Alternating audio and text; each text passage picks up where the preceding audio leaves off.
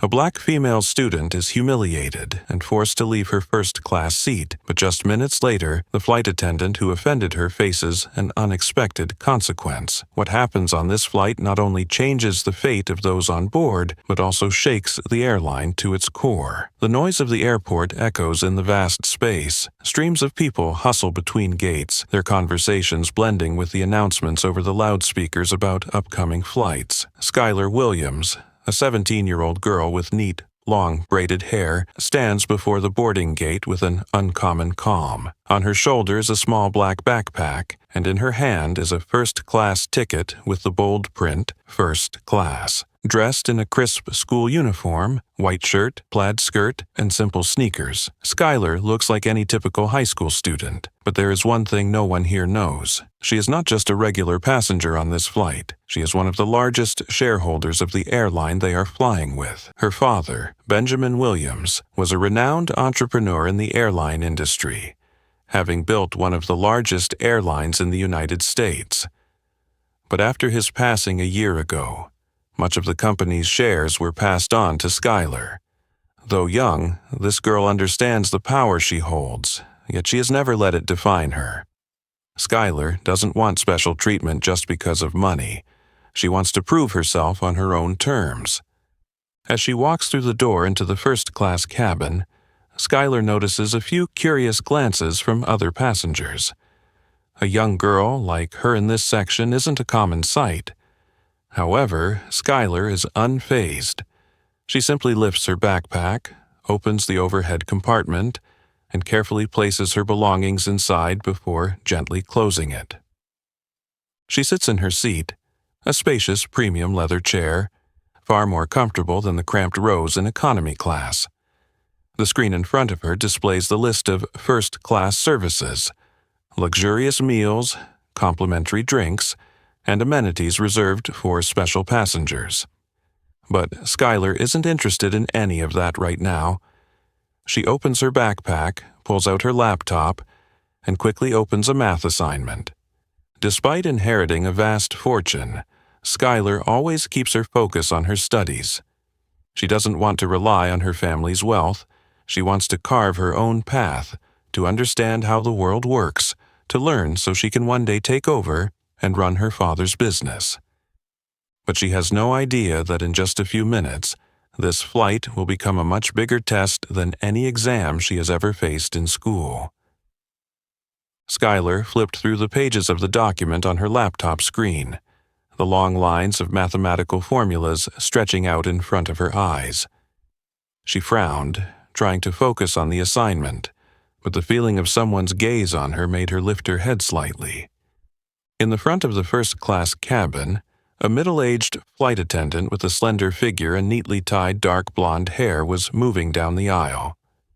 Madison Clark, a flight attendant with over 15 years of experience in the aviation industry, took great pride in her professionalism. But along with that came a critical attitude, assessing passengers based on her personal criteria, which wasn't always fair. Today was no different. When Madison's gaze landed on Skylar, a young black girl sitting upright in her first-class seat, a flicker of suspicion crossed her face. A high school student in first class? No parents with her? That didn't make sense. Madison had an unspoken habit she never admitted to herself. She always had certain assumptions about the type of person who deserved to be in first class. For her, this was the area reserved for successful business people, celebrities, or at the very least, elderly passengers with a sophisticated appearance. A girl in a school uniform with long braids and sneakers? Not appropriate. Madison walked up to Skylar, her sharp eyes scanning her quickly as if searching for a sign of confusion. "Excuse me, miss, are you sure this is your seat? Can I see your ticket?" Madison's voice wasn't loud, but it carried a sharp, insinuating tone. Suspicion left unmasked. Skylar blinked slowly, then calmly looked up. She could clearly feel the doubt in Madison's words, but she didn't seem fazed. She'd encountered people like this before. those who felt uncomfortable seeing someone like her in a privileged position. Without a word of protest, Skylar quietly pulled out her ticket and handed it to Madison, her eyes never leaving the laptop screen, as if this was just a minor inconvenience in her day. Madison took the ticket, flipping it over and over, scrutinizing every word as if she were expecting a mistake. When she saw the words, "First Class, Seat 3A," printed neatly, her eyes narrowed and her lips pressed tightly together. There's definitely something wrong, she thought. Madison looked up at Skylar once more, a young girl with no signs of luxury or wealth, no designer handbag, no sparkling accessories. She couldn't believe it. A moment of silence stretched on. Finally, Skylar looked up, her eyes meeting Madison's gaze, calm but resolute. "Yes, this is my seat. I bought this ticket a long time ago." The answer was concise to the point, without any hint of hesitation, only a quiet confidence and patience. But Madison wasn't so easily convinced.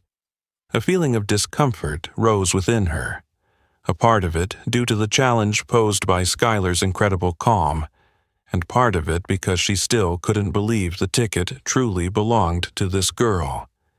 She didn't say anything, just returned the ticket stiffly, her lips forming a straight line, then turned and walked away. But in Madison's mind, the story wasn't over yet. She needed to double-check. Madison walked, but a feeling of discomfort lingered within her. She had a gut feeling that something was off about this young girl. It wasn't because Skylar seemed suspicious, but rather the unsettling calmness of the girl that made Madison feel like she was losing control. In her 15 years as a flight attendant, Madison had seen countless passengers in first class. She could immediately tell who belonged here and who didn't. Successful businessmen in tailored suits, celebrities with expensive sunglasses, or even wealthy families taking their children on vacation. All of them had a certain aura. But Skylar? A black girl in a school uniform, carrying a regular backpack instead of a designer handbag, sitting quietly in first class without a hint of confusion or excitement. Something wasn't right. The feeling of unease grew stronger. Madison knew she couldn't do anything at the moment, but her instincts urged her to find a way to verify. She turned and walked toward the back of the cabin, where an electronic screen was available for staff to check the flight information. Her fingers quickly skimmed over the control panel, entering Skylar's ticket number into the system, her eyes glued to the screen. The information appeared clearly. Skylar Williams, first-class ticket, seat 3A, fully paid. She frowned. No mistakes. No signs that this was an upgraded ticket or a system error, but instead of feeling reassured, Madison became more frustrated. A thought flashed in her mind. Maybe this girl was using someone else's ticket. Returning to the first-class cabin, Madison walked straight up to Skylar, this time with no hesitation. Her voice was more assertive. "It seems there's a bit of a mix-up," Madison said, loud enough for the surrounding passengers to hear. "I need to verify this information." Skylar looked up from her laptop, her eyes flashing with a hint of caution. "I already gave you my ticket," she replied, her tone calm but with more firmness than before. "I don't think there's anything to verify." Madison crossed her arms, observing Skylar as if waiting for her to reveal something suspicious. "Are you traveling alone?" Madison asked, deliberately emphasizing the words alone. Skylar stared at her for a moment before responding. "Yes, I'm traveling alone." Madison glanced around, as if seeking confirmation from the other passengers.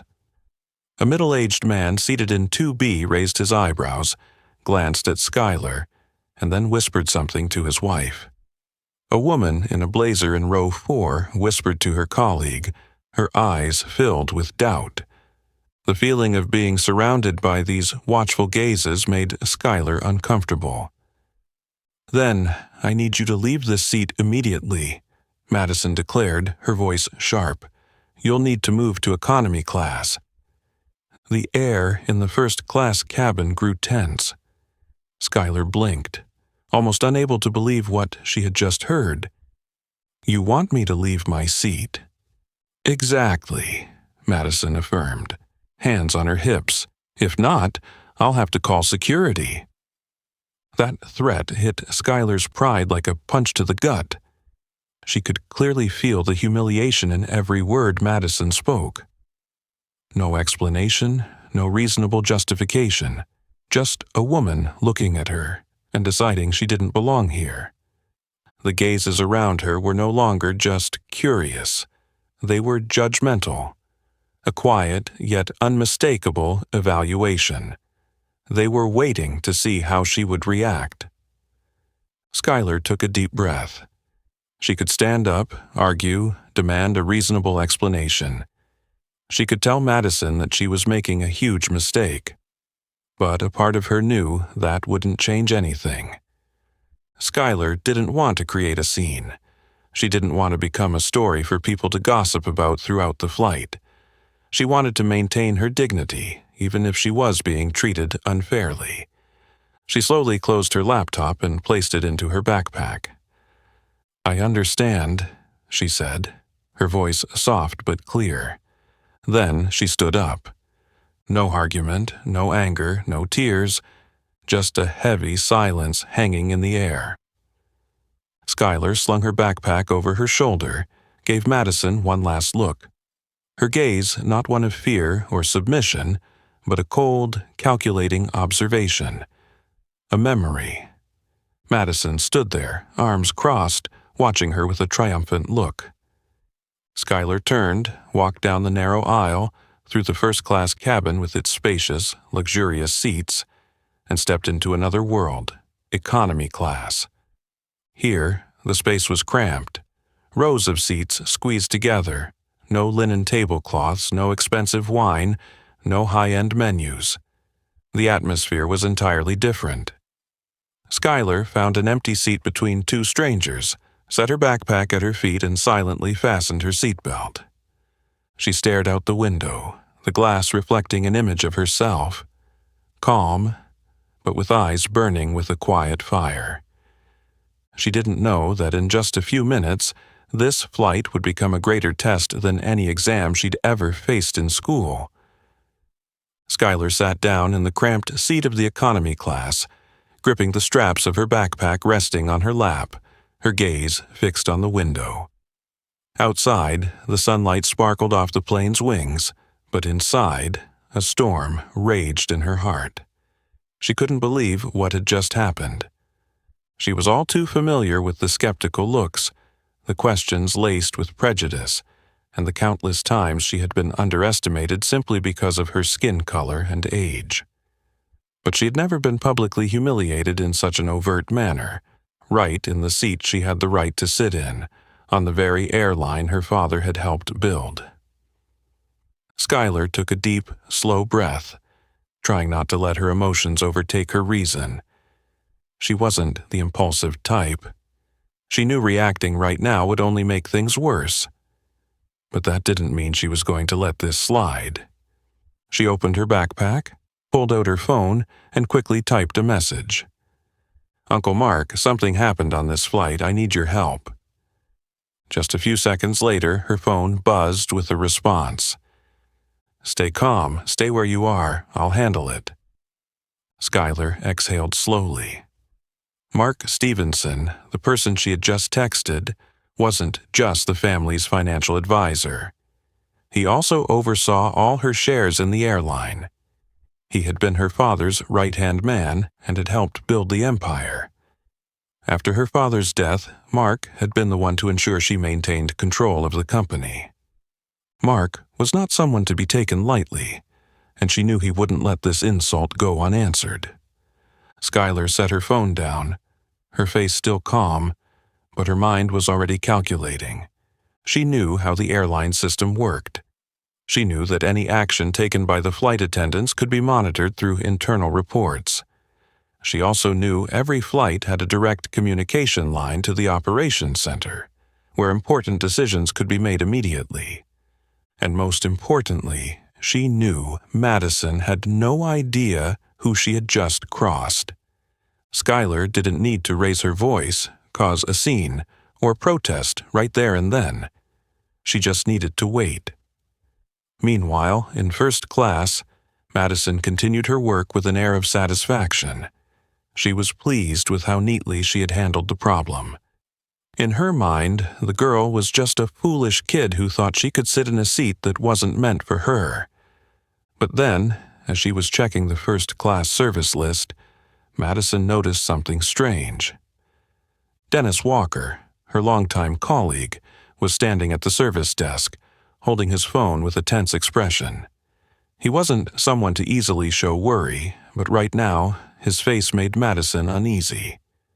Dennis looked up and met her gaze, but instead of speaking as he usually would, he silently shook his head, as if to warn her of something. A moment later, the internal communication signal sounded. It was the direct line from the cockpit. Madison furrowed her brow. Why was the captain calling now? She hurried to the phone and pressed the button to answer the call. "This is Madison." Captain Ryan Hale's voice came through the line, steady but serious. "We just received communication from the operations team," he said. "There's a passenger on this flight we need to serve with special care." Madison felt a chill run down her spine. "What do you mean?" "You just asked passenger Skylar Williams to leave the first-class cabin, didn't you?" Madison swallowed hard, her hand gripping the receiver. "Yes, but there seems to have been some confusion about—" "There's no confusion." The captain's voice became firmer. "Skylar Williams is not an ordinary passenger. She's the largest shareholder of this airline." Madison's heart dropped to her stomach. "Sorry. What did you just say?" Her voice trembled. "I said," the captain repeated, each word clear, "she owns the majority of the company's shares." Madison felt a cold wave wash over her. What had she done? Her thoughts spun out of control. No way, a kid like that couldn't possibly. But the captain's words were not open to debate. If he had received an order from the operations team, it meant this information was absolutely accurate. "Madison," the captain continued, "the operations team is requesting that you immediately go to Skylar Williams, apologize to her, and bring her back to the first-class cabin. I hope you understand the seriousness of this matter." Madison stood frozen, her hand still clutching the receiver, her mind whirling. In her entire career, she had never been in a situation like this. She had never made a mistake so serious that the captain had to personally call her to fix it. But this wasn't just a mistake. This was a public humiliation directed at someone with real power. She put the phone down, but her hand was trembling. Taking a deep breath, Madison turned and walked toward the economy class. She would have to apologize. She would have to bring Skylar back to her first-class seat. But no matter what she did, Madison knew the consequences of this action wouldn't end here. And she also knew, from this moment on, she had completely lost control. Madison adjusted her uniform, lightly smoothing the edge of her shirt and taking a deep breath as she stepped back into the first-class cabin. She felt a sense of relief, as if she had just dealt with a nuisance that never should have existed in the first place. Skylar Williams. She didn't belong in first class. Madison believed she had done the right thing, maintaining professionalism and upholding the standards of the highest class on this flight. Her eyes swept over the first-class seating area, where passengers were enjoying the spacious surroundings, premium drinks, and special service. Everything was proceeding normally, as if nothing had happened. This only reinforced Madison's belief that she had done the right thing. But as she turned back to the service counter, preparing to check the VIP meal orders, she felt a gaze upon her. Dennis Walker, a veteran flight attendant with nearly 2 decades of experience in the airline industry, was leaning against the counter with his arms crossed, a thoughtful look in his eyes. Unlike Madison, Dennis wasn't quick to judge passengers based on appearances. He understood that first class wasn't just for those with flashy looks, but for those with real status, people who, with just one phone call, could completely change the course of things. Madison glanced at him but deliberately ignored him, focusing on the list on her tablet. She didn't have time for her colleague's comments on what had just happened, but Dennis wasn't going to let her brush him off. "Are you sure you didn't make a mistake?" His voice was low but clear, enough to make Madison stop and look up at him. She furrowed her brow, unable to hide the annoyance in her voice. "I followed protocol. I checked the ticket, verified the information, and when I saw an issue, I handled it according to the rules." Dennis tilted his head slightly, his gaze still fixed on her. "First class isn't a place where you just move guests around like that," he reminded her, his tone not quite accusatory, but heavy with implication. Madison crossed her arms, leaning against the counter, her face clearly showing her discomfort. "Trust me," she said, lowering her voice so no one else could hear. "That girl doesn't belong there." Dennis studied her for a moment before sighing and shaking his head lightly. "You have no idea who you just crossed." Madison scoffed, shaking her head smugly. "Oh, really?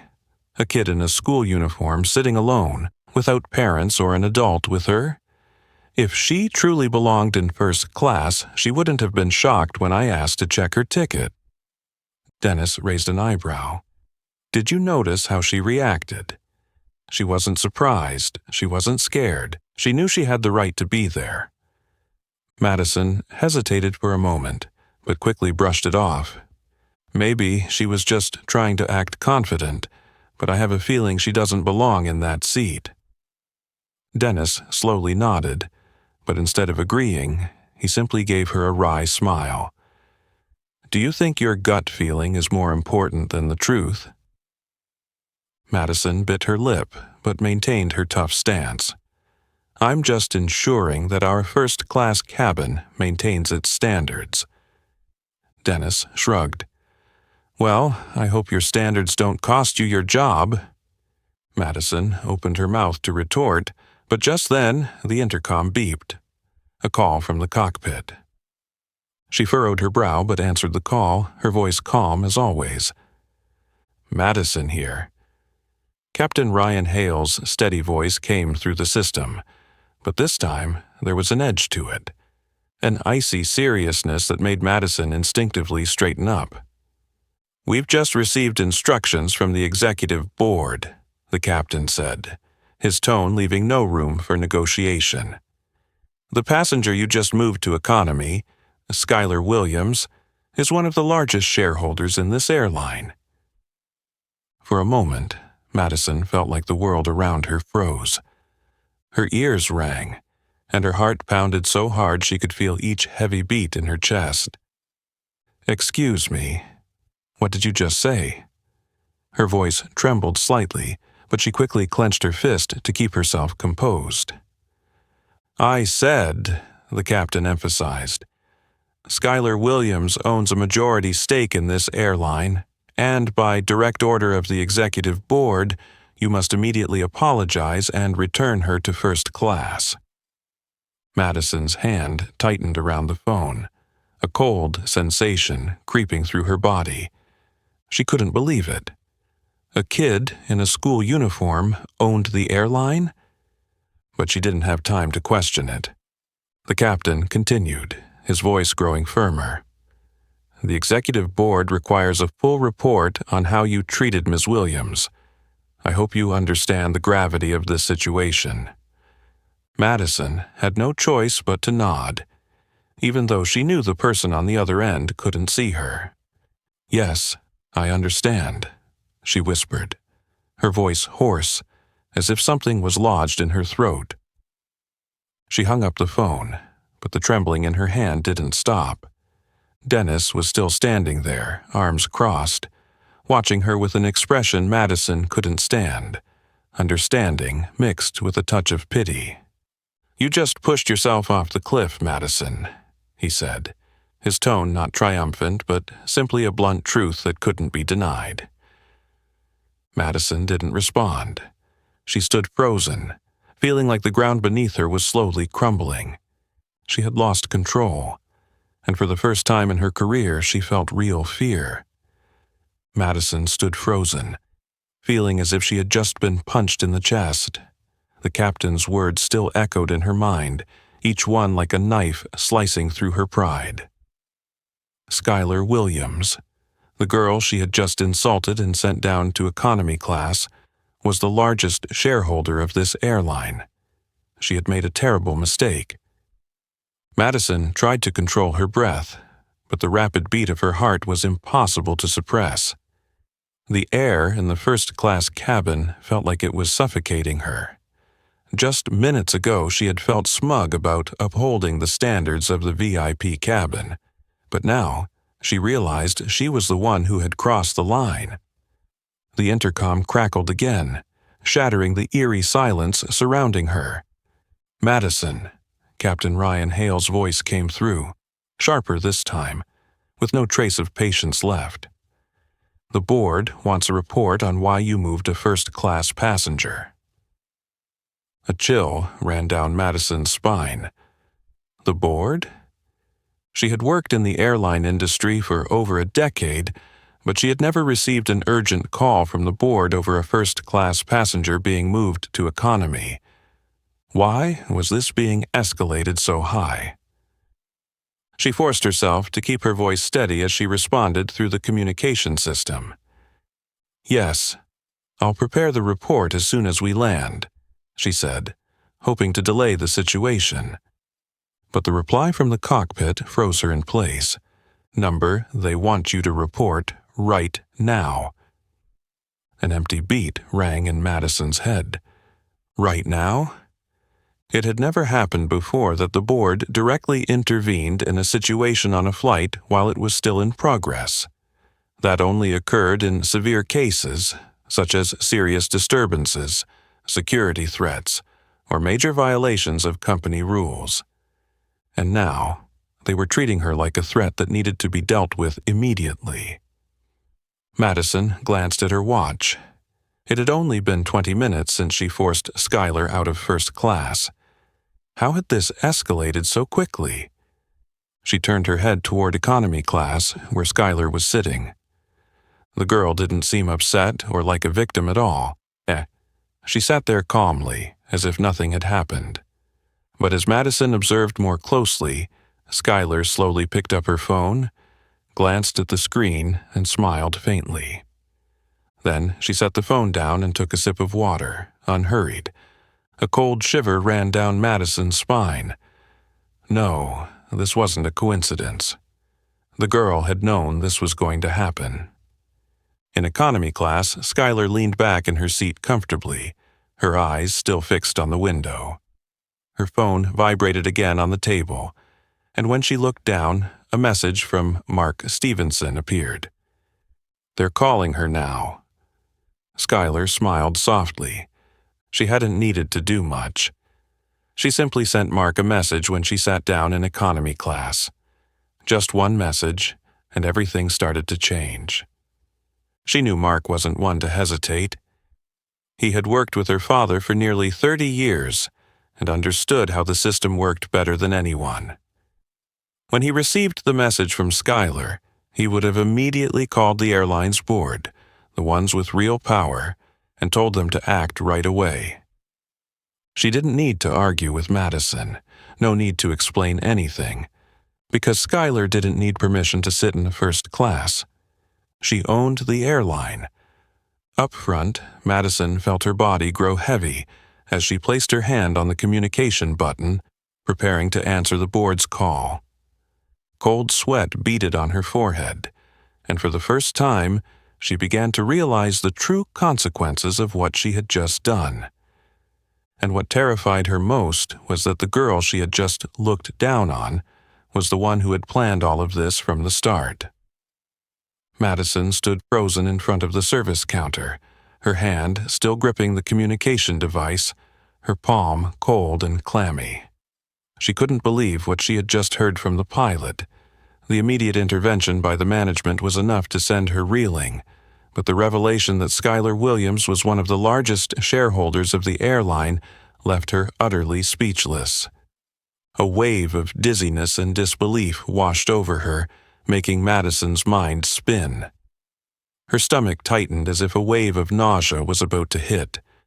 In over a decade of working as a flight attendant, she had never faced a situation like this. One wrong move could end her career in an instant. The intercom on the service counter suddenly rang, shattering the eerie silence around her. Madison jumped, her eyes widening as the display showed the call was coming from the cockpit. She swallowed hard, trying to keep calm, but her hand trembled slightly as she picked up the phone. "Madison, here," she said. The voice of Captain Ryan Hale came through, slow but firm, with no trace of leniency. "Madison, I need you in the cockpit right now. We need to talk." There were no explanations, no indication that this was just a casual discussion. Madison could feel the tension hidden in every word, as if this was not a request, but an absolute command.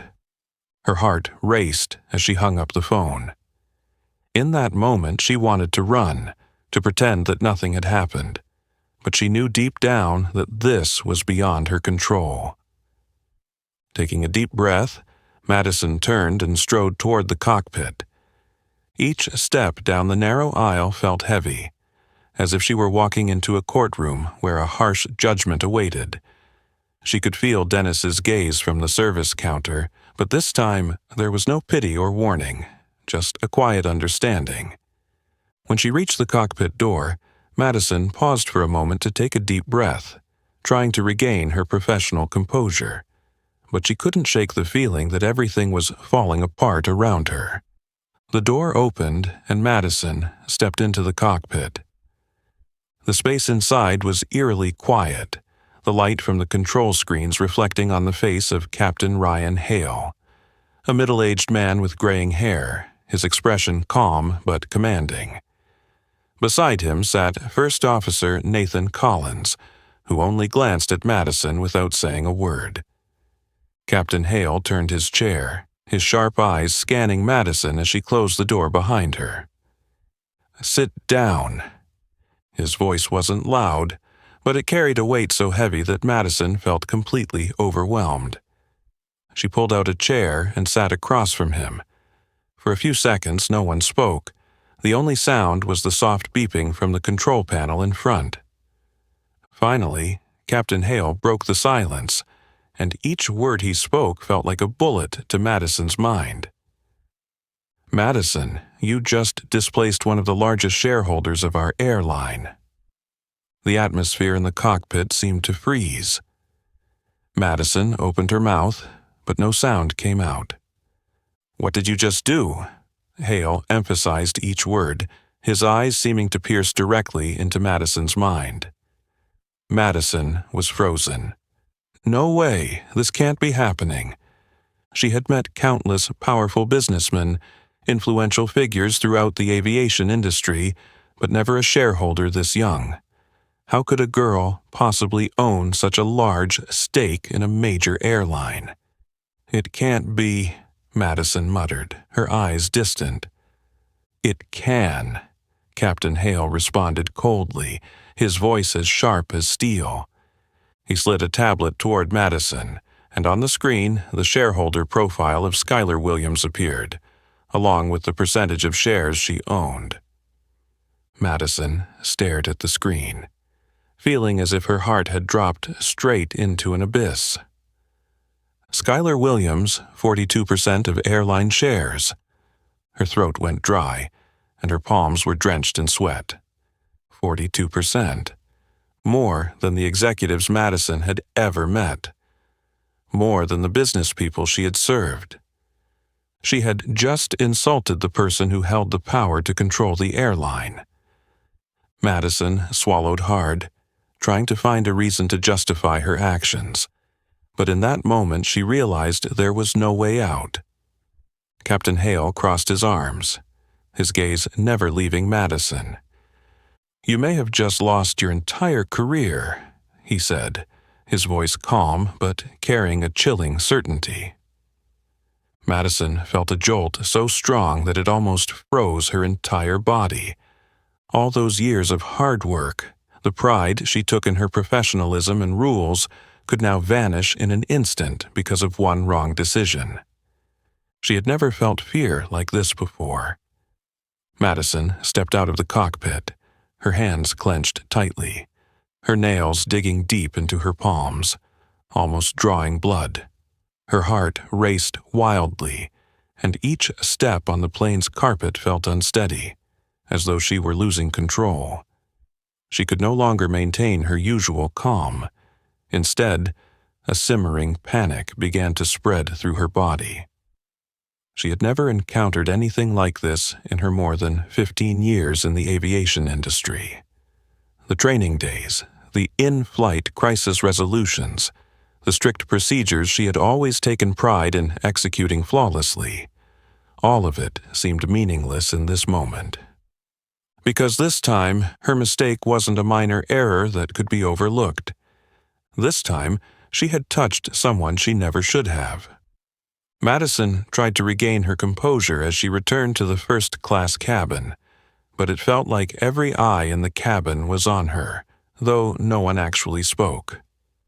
She could feel the shift in the atmosphere, something invisible but heavy pressing down on her shoulders like a stone. She couldn't run. She had to face the consequences of her actions, but that didn't mean she was ready to do so.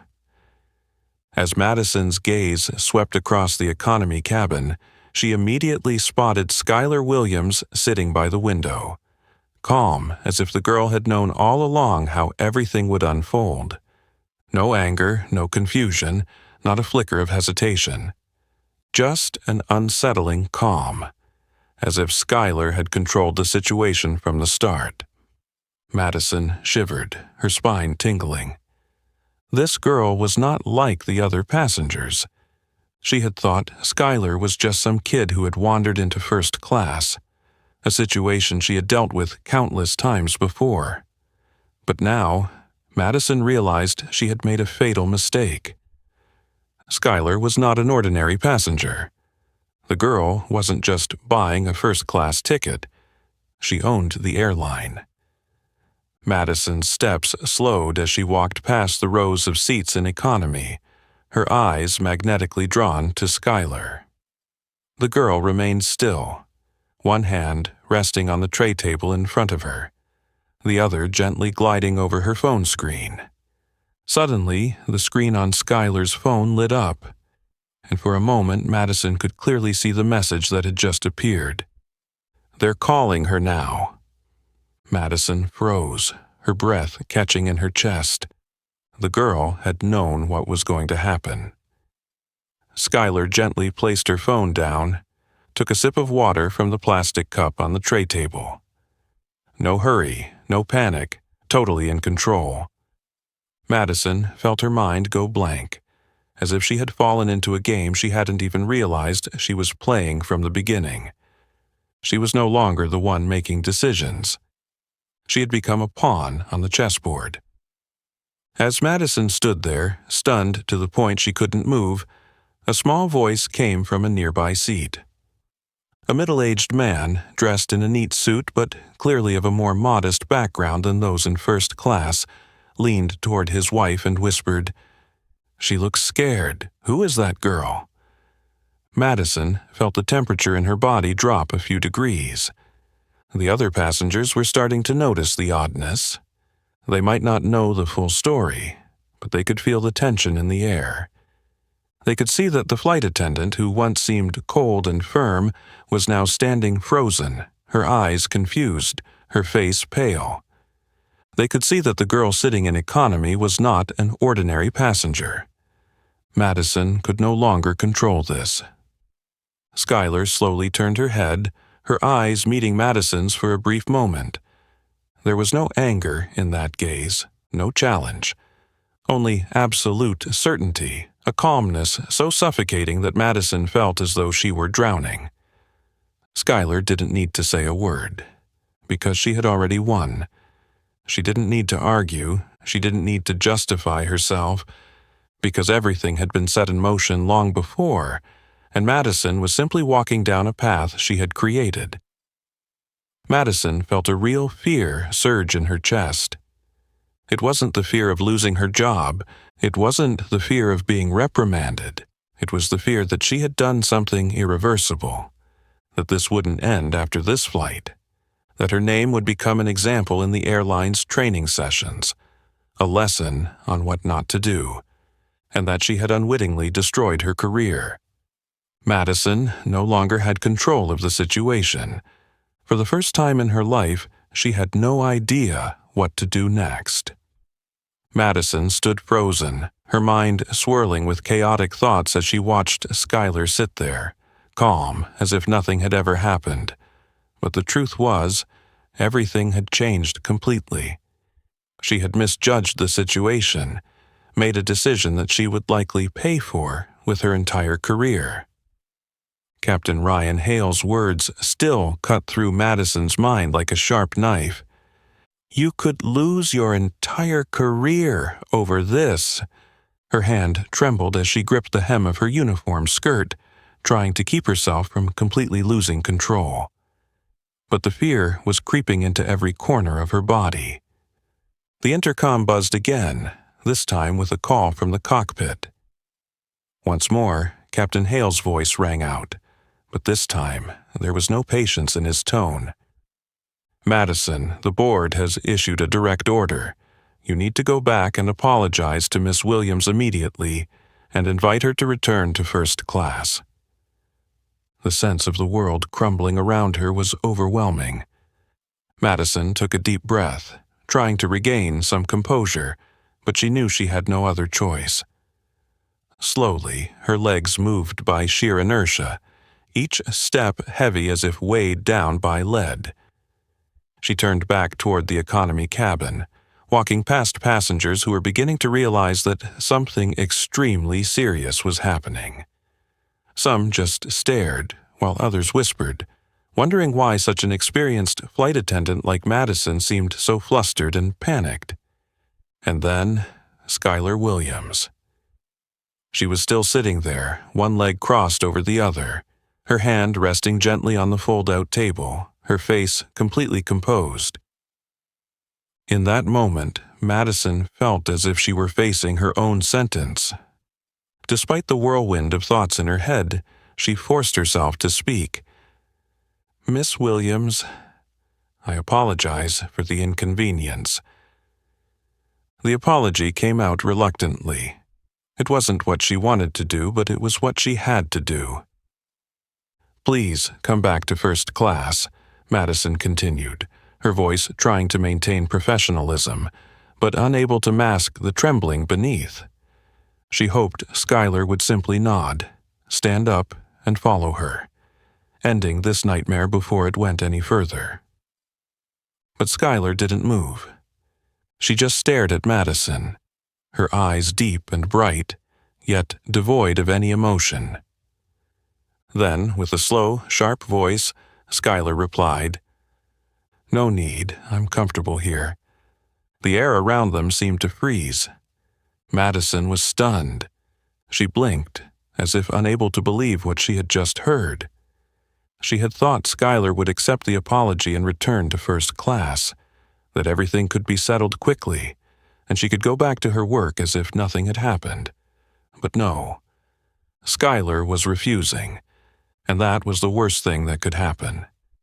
Because if Skylar refused to return to first class, that meant this story wasn't over. It meant everything was still unfolding, and Madison hadn't escaped the consequences of her actions. The tension in Madison's chest was suffocating as she realized the silence that had settled over the cabin. The passengers nearby had begun to listen, staring at the exchange between Madison and Skylar, as if watching a match where the outcome would decide someone's fate. Madison felt cold sweat begin to bead on her forehead, but she struggled to keep her voice steady. "Miss Williams, I'm afraid I must insist that you return to first class. This is a direct order from the board." Skylar remained unfazed. She tilted her head slightly, as if evaluating Madison before speaking, her voice slow, soft, but filled with weight. "An order from the board? Or from you?" Those words struck Madison like a punch to the gut. Madison didn't know how to respond. She couldn't admit that she had unjustly moved Skylar to the economy cabin without a valid reason. She couldn't deny that she had caused the entire situation. And worst of all, she knew that Skylar now had complete control over this situation. Madison could feel her face burning, her heart pounding so fast she thought it might burst out of her chest. She had never encountered a 17-year-old who could put her in such a position.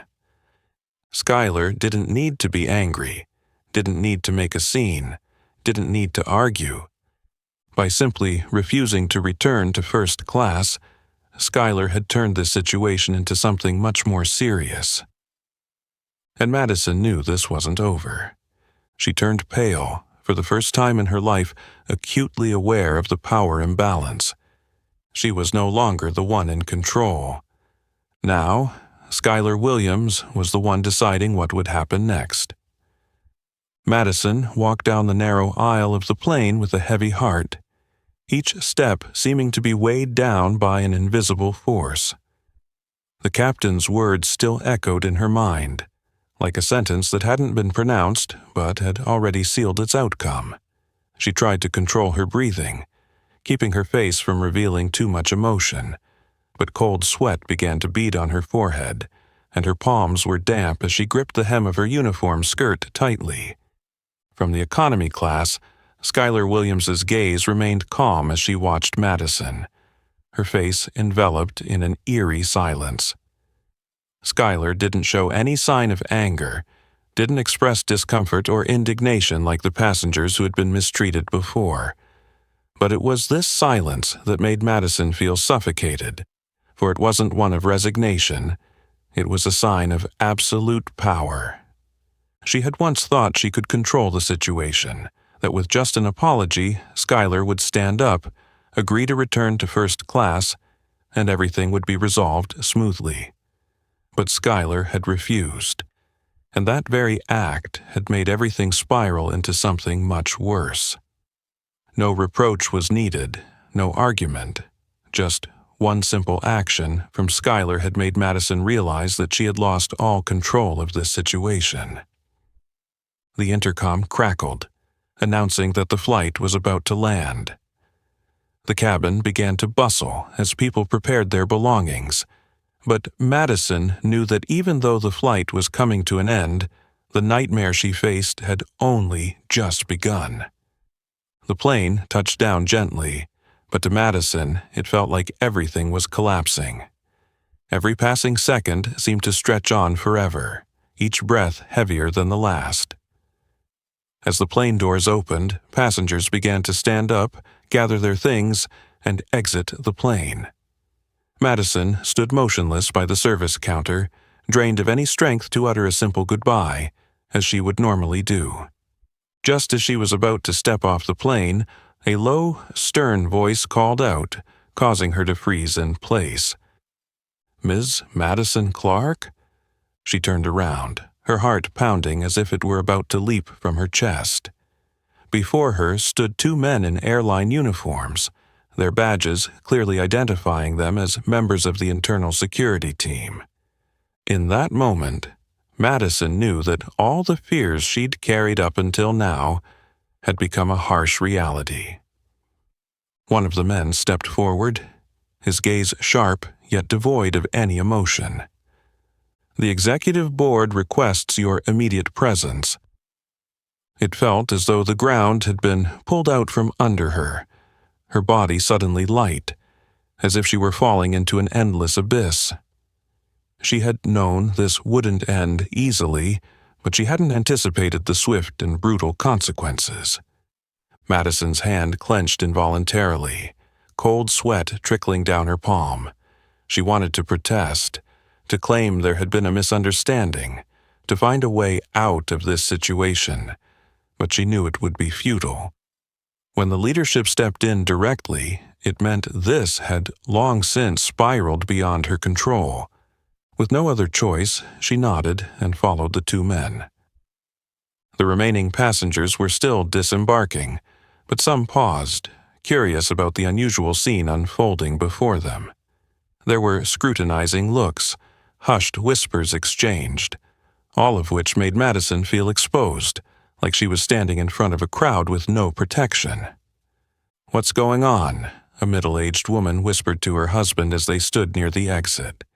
"She looks like she's been arrested." The words struck Madison like a knife to her pride.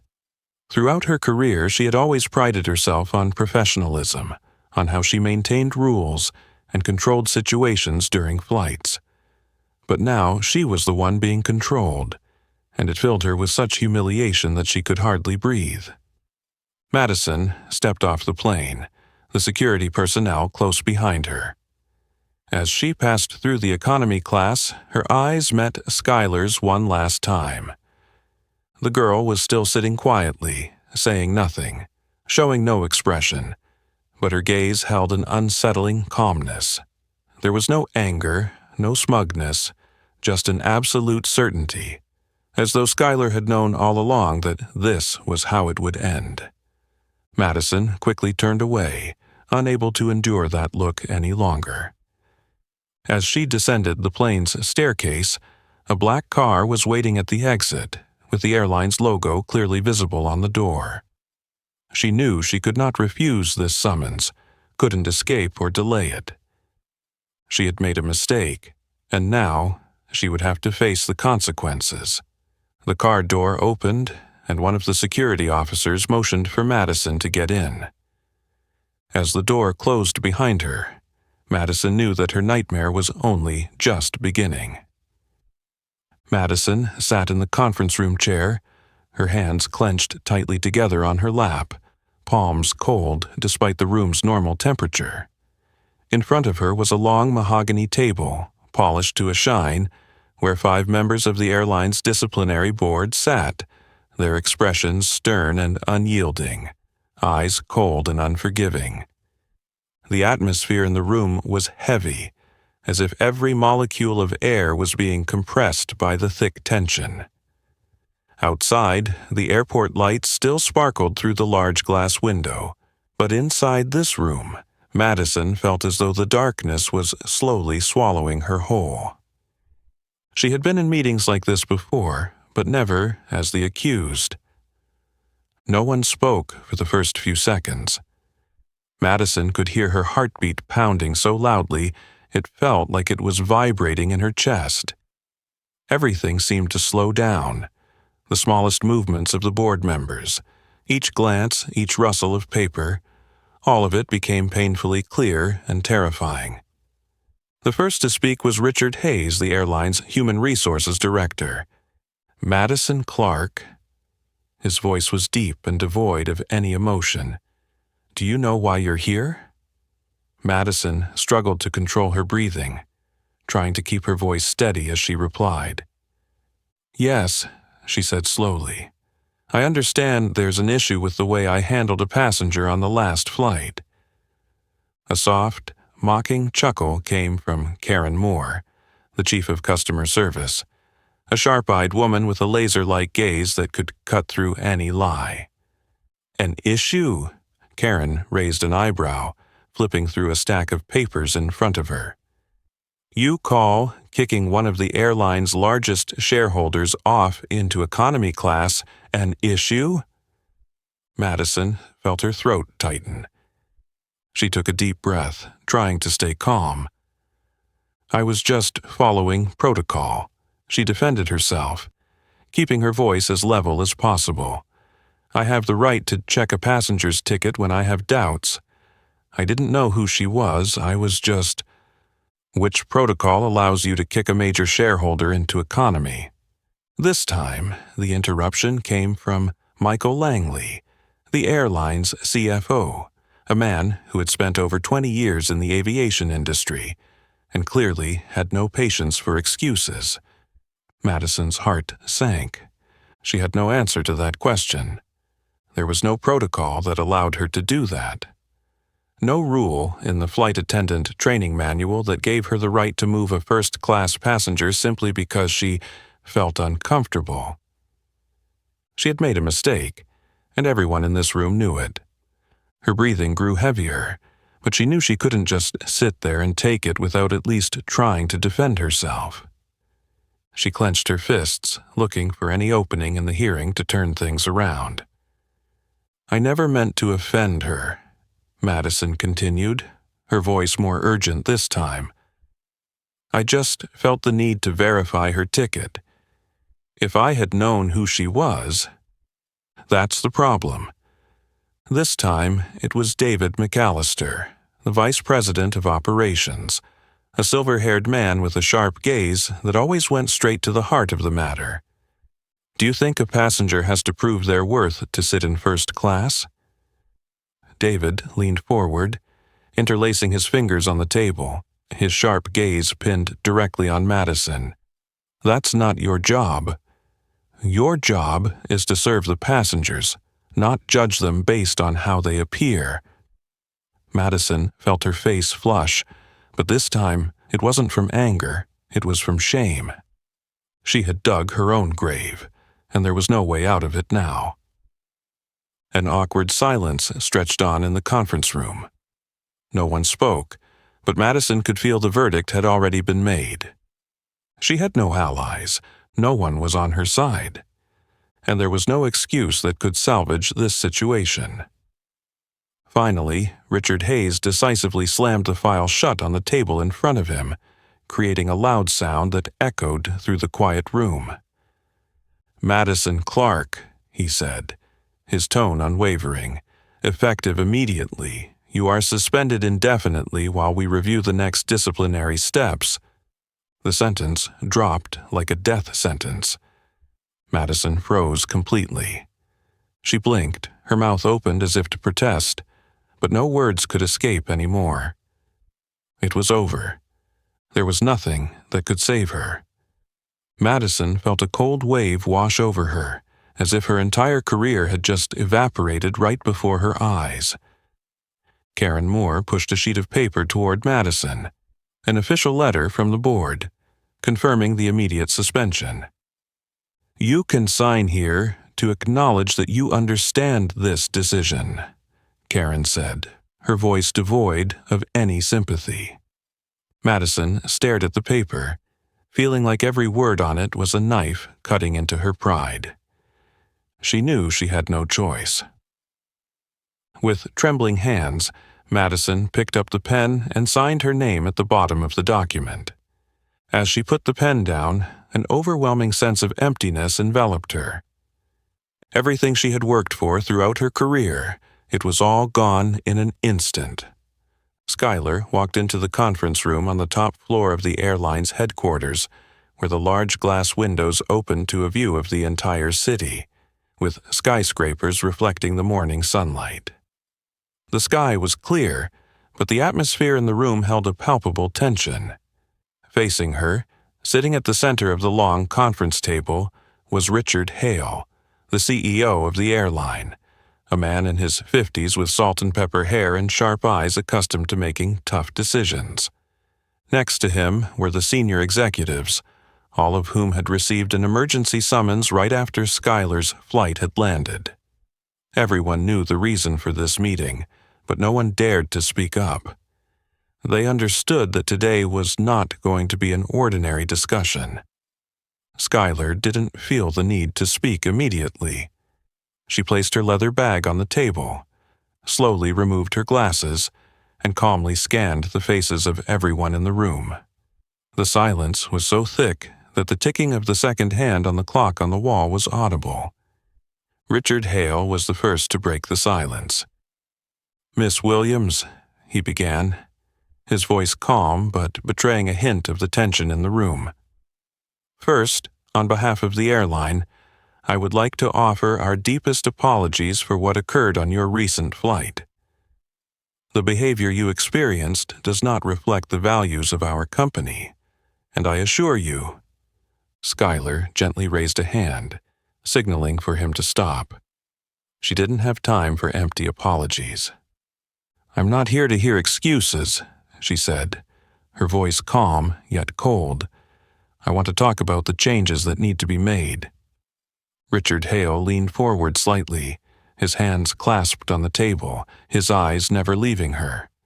The other executives straightened in their seats, realizing that this meeting was not going to be a simple discussion.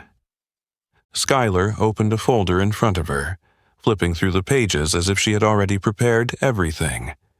"First, I want the airline to implement a comprehensive reform in its flight attendant training program," she said, her gaze steady.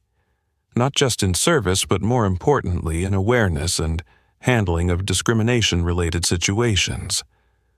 One of the executives, Karen Moore, who had been involved in Madison's disciplinary hearing earlier, nodded slightly, jotting down quick notes in the file before her. "What specific changes would you like in the training program?" Richard Hale asked. Skylar turned to another page in her folder. "Flight attendants need to be trained not only in customer service, but also in identifying and eliminating unconscious biases in how they assess passengers," she continued. "I will not tolerate passengers being treated differently because of their skin color, gender, or age." Hale nodded, showing no signs of opposition. Skylar looked directly at him, continuing, "Second, I want to establish a monitoring system for discriminatory behavior on all flights. If any passenger is treated unfairly, I want an immediate reporting mechanism so the airline can address the situation transparently." No one in the room voiced any objections. They all understood that this was no longer a suggestion, it was a demand.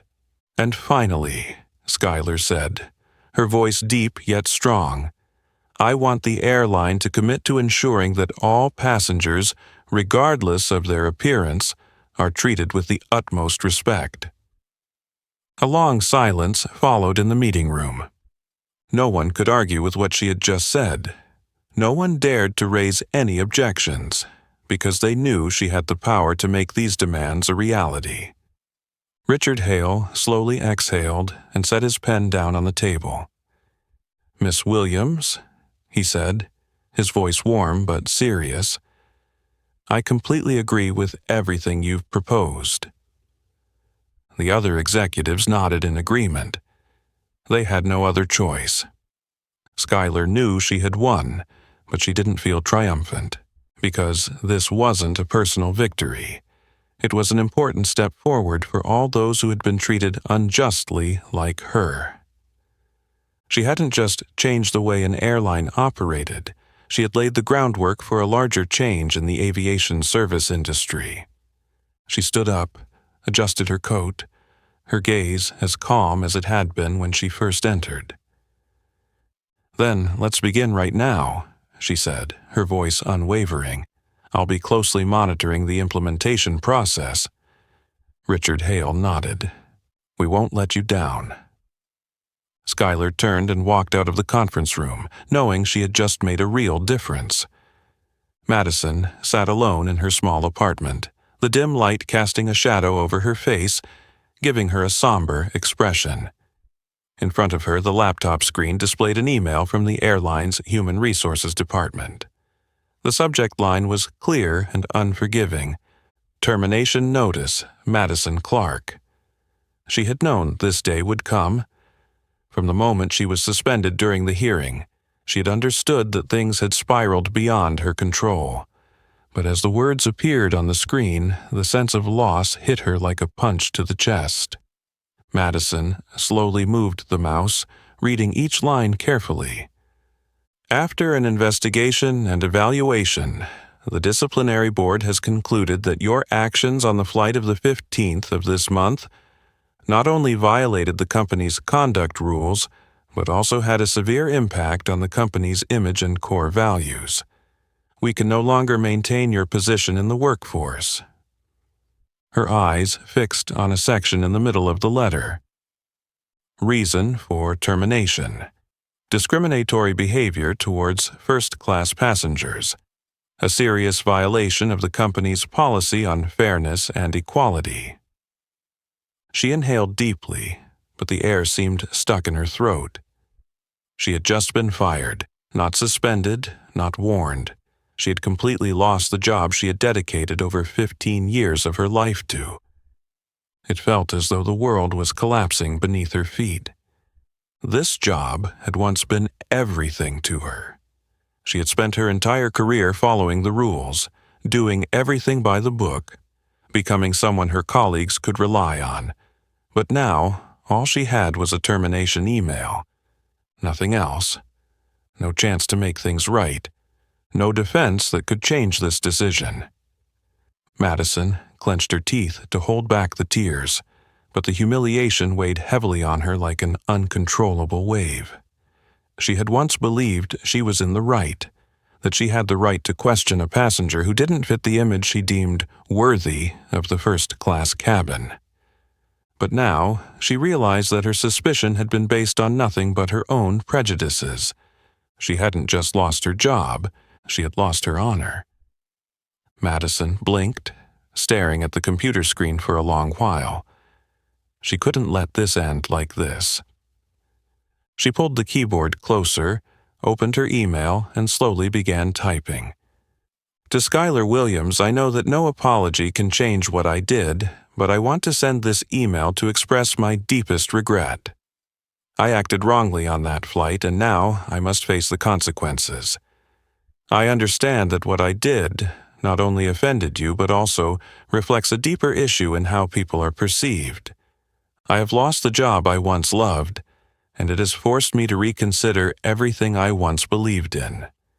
I do not expect you to forgive me, but I hope that one day I can become a better person. I am truly sorry.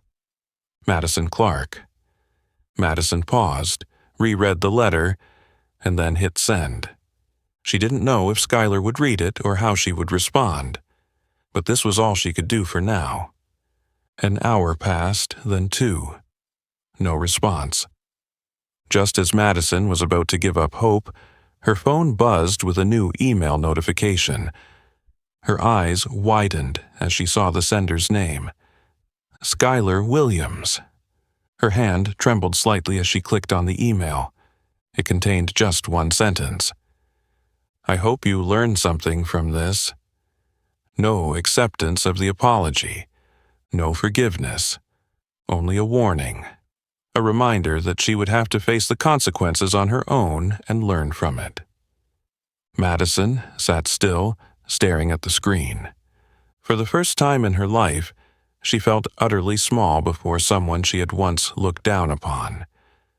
After an important meeting with Skylar Williams, within just a week, the airline announced a series of far-reaching reforms. The announcement was sent out through media channels and appeared on the company's official website under the headline, Commitment to Innovation, Ensuring Fairness and Respect on Every Flight. The statement outlined immediate actions the airline would take. Overhauling flight attendant training programs to focus on identifying and eliminating. Unconscious biases, ensuring that all passengers are treated fairly regardless of race, age, or gender. Establishing a system for monitoring discriminatory behavior, allowing passengers to report unfair treatment directly during the flight. Implementing stricter internal controls where violating attendance would not only receive warnings but could also face immediate termination for clear discriminatory actions. Creating a customer oversight board with Skylar Williams as one of the special. Advisors ensuring that these new policies were not just empty promises but would be fully implemented. This announcement sent shockwaves throughout the airline industry. Many other airlines began reevaluating their policies, with some even reaching out to Skylar's company to learn how to implement similar changes. Skylar's name appeared in major news outlets, from prestigious financial papers to customer rights columns. No one saw her just as a high school student anymore. She had become a symbol of fairness in the airline industry. But for Skylar, what mattered wasn't fame or recognition. What mattered most was that she had brought about real change. Months later, on another flight, a little girl around 7 years old with neatly braided hair boarded the plane with her mother. The girl clutched her ticket in her hand, eyes wide with excitement as she walked through the first-class cabin. A young flight attendant, in a crisp uniform, flashed a bright smile as she bent down to greet the girl. "Welcome to first class. Your seat is over here. Let me help you with your luggage." The little girl looked up, a bit surprised at the attendant's warm welcome. Her mother paused for a moment, almost waiting for a question or unnecessary check. But this time, no one questioned the girl's ticket inappropriately. No one scrutinized or doubted her presence in first class. Because Skylar Williams' story had changed everything. Skylar hadn't let the injustice she faced become a forgotten moment. She had turned it into the starting point of a small revolution, a change that truly mattered. No grand declarations were necessary. The real proof of the difference she made was in the change in action, the way flight attendants now treated customers. The plane started to power up, the engines gradually growing louder as it prepared for takeoff. The little girl settled into her seat, smiling as she received a warm towel from the attendant. Outside the window, the vast sky awaited her, filled with endless opportunities ahead. This time, no one dared to doubt. So, from what seemed like a regular flight, Skylar Williams turned it into a major turning point. Not just for herself, but for the entire airline industry. From a disregarded high school student, she had risen to transform the system, ensuring that no one else would have to endure the discrimination she had faced. This story is not just about injustice. It is also about persistence, strength, and the power of an individual to create change when they know they have the right to stand up for fairness. What do you think of how Skylar faced and handled this situation? If you were in her place, what would you have done? Share your thoughts in the comments below. If you enjoyed this story, don't forget to like, share, and subscribe so you don't miss out on more meaningful stories to come. Thank you for watching, and see you in the next video.